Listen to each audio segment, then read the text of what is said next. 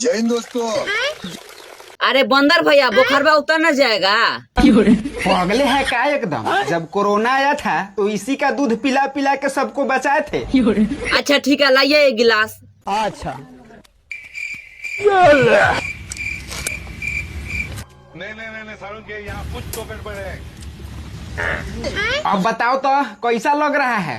अरे बाप रे।